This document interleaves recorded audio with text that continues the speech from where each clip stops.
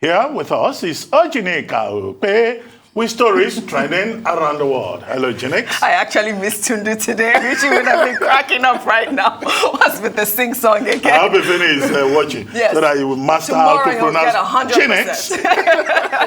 Tundu, I miss you because Lolo and Dr. Abati. Well, all right. Lolo and Dr. Abati. Turn off your mic. Well, all right. Let's begin what's trending. A presidential aspirant on the platform of the People's Democratic Party, Peter Obi, has berated politicians spending dollars for their campaign, stating that if elected president, his administration will make sure that any government official caught spending dollars will be sent to jail.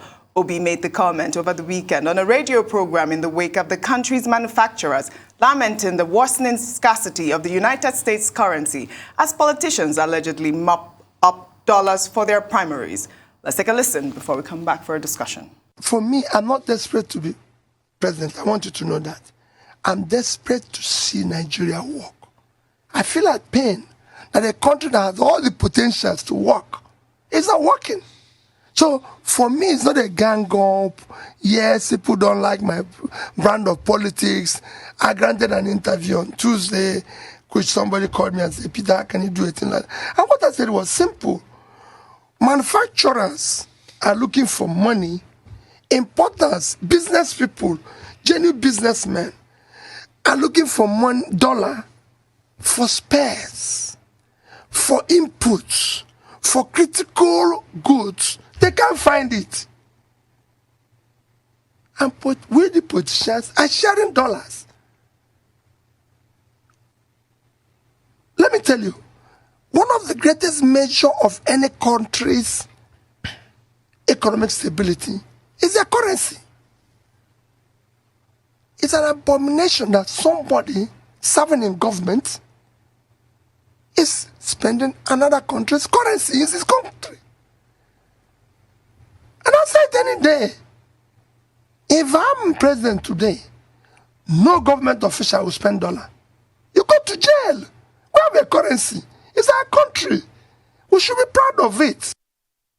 Go to jail. It's our currency. I really love that soundbite. I mean, what do you make of that, though, in terms of just being self-sufficient and having Nigerians just spend the naira as opposed to dollar? Okay, I think Mr. Peter Obi, he struck all the right notes. Yeah. He's on point, as he often is, or some people will say as he's always on point, because he focuses on key issues. And the two main things coming out of this conversation. One, he was asked a question by the presenter, by the anchor, whether he's bothered that there's a gang up against him, which will not make it possible for him to emerge as the presidential flag bearer of the People's Democratic Party. And he made a point. He said, no, he's not desperate to be president of Nigeria. That he is desperate to make sure that Nigeria works. And that whether there is any gang up or whatsoever, that's not the issue. How do we make our country to work? And he then narrowed down to the issue of the crisis of the naira. Everybody knows that the naira has depreciated heavily in value. Everybody knows that we have a forex problem. Aviation fuel people, the owners of airlines, they cited this as a major problem. They don't have access to forex. Importers of products at the downstream sector also say forex is a problem. And he says, look, manufacturers are affected. Businesses are affected. People who want to get input for solid outcomes within the Nigerian economy, they do not have access to money. That was the phrase that he used. And he then, said that, look, if he is president, that's something he will address. And it's interesting, of course, that with the monetary policy rate now at 13%, with lending rates likely to go up, now it's manufacturers, businesses, the same category of persons that Mr. Obi referred to that will be affected. And then he narrowed down to the fate of the naira. I think many years ago we used to do editorials to save the naira, And at The Guardian in those days, we had an economist, an in-house economist on the editorial board, Mr. Daigofua Ojyomekre, who wrote several essays on the issue of how to save the naira. And he had a colleague then in Vanguard, Mr. Eriboyo, now of blessed memory, who wrote under the pseudonym Les Leber. The two of them began the campaign to say, look, we needed to save the naira and that the Nigerian economy should be spending the naira, not dollar. They protested about the dollarization of the Nigerian economy.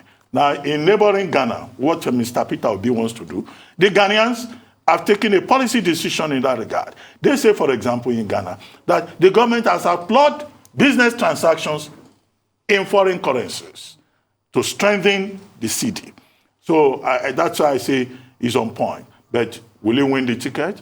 And if he gets there, even if he becomes president, will he be able to see through that monetary policy, considering the fact that the rent collectors who benefit most from the dollarization of the Nigerian economy will push back? Oh, sir, Dr. Bati. Oji, real quickly, you see, only God will save us from our leaders in this country. Our political leaders across board. I was making a joke with somebody, and the person said, your country is so great. I said, my country is so great, yes. Wait till you see its leaders. That's what we've become. You see, we have bastardized our economy with the dollarization of our economy. It's just obvious that our economy has become a consumption, not a producing economy. Who is supposed to get dollar first if we are right thinking in this country? It's not manufacturers that are supposed to boost levels of production, but it's politicians that all they do is to take the money and waste. Even as mad as Putin is, he's doing everything to defend the Russian ruble. How much more our leaders? Who bewitched us in this country? Who bewitched us? Oji, let's move to the next story, Jerry. We'll take another story. Highlighting the General Overseer of Omega Power Ministry, Pastor Chibuzor Chinyere, who has fulfilled his promise of assisting the parents of Deborah Samuel, the 22-year-old student of Shehu Shagari College in Sokoto State, who was set ablaze over alleged blasphemous comments by gifting them a 14-unit mini estate and a car. The pastor took to Facebook on Tuesday to make the announcement, adding that the car is for Deborah's father to start an Uber business. The pastor also relocated Deborah's parents to Port Harcourt, close to his ministry. The transfer deeds have been transferred to Deborah.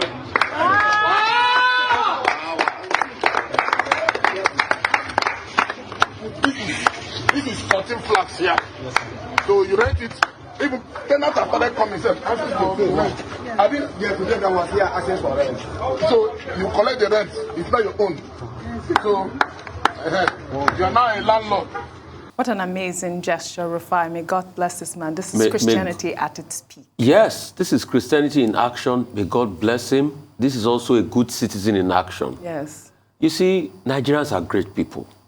What the government or the state fails to do, Nigerians will step in and do. This man made a promise that he was going to help relocate, give home, and give hope to Deborah's parents at the sad death of Deborah, which today we've not been able to see a light in the end of the tunnel for, because we all know the riot that broke out after that case. We all know what is happening now, how the police have tried to write the charges to mitigate the severity of the incident.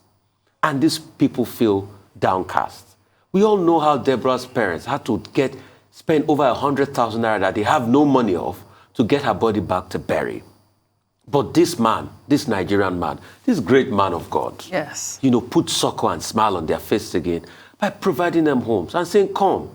As of today, as the Sokoto state government or the Sokoto state governor, where this happened, has he even taken out time to go visit Deborah's parents? Has he even called them? I've not seen Isn't the state government supposed to help Deborah's parents? So if the states cannot show empathy, then men will rise up. Absolutely. And you see, sometimes when I feel downcast and feel let down about the plight of our leaders and what they have done to hurt this country, and I see great men, great Nigerians like this, I get excited because Nigerians are good people. And this has just shown again. But because Nigerians are good people does not exonerate the state from its responsibility. The Sokoto state government and the federal government of Nigeria need to do the needful to at least ensure that justice is done and fair hearing is given in the case of Deborah. Kudos to OPM ministry. Power, power, power. Yes, absolutely. Like they say. I thought it was important to this highlight is a good one. Dr. Abati. Okay, very quickly. I think it was Father George Usani who wrote a book titled The Prophetic Church, and in which he propounded the concept further of the church of the poor. That is a church that meets the people at the point of their needs. Not just a church that preaches prosperity, or turns the gospel on its head, but that tries to help the people directly. And we've seen a good example of a prophetic church in the example of Omega Power Ministries with Pastor Chibuzor Chinyere helping a family in distress. Absolutely. He did not know them from anywhere. They are not members of his church. He brought them all the way from Niger State and tried to wipe away their tears. Yes. 14 flats, that's a lot. They'll probably live in one. The remaining 13, he has said they are now landlord and landlady. That is giving hope to the distress, to people who had almost given up. In fact, who had given up on Nigeria. And the pastor made a point. He said that the property was built with tithes. Yes. So I hope his example will be followed by those other pastors who use people's tithes. Yes. Who use people's tithes to buy bulletproof vehicles and to live ostentatiously and conspicuously.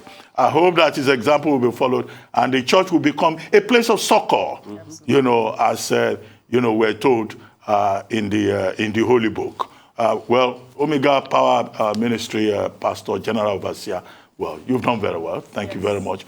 We hope everyone will learn to give back to society. Well done. Well, that's all I have for you on What's Trending today. I'll see you tomorrow.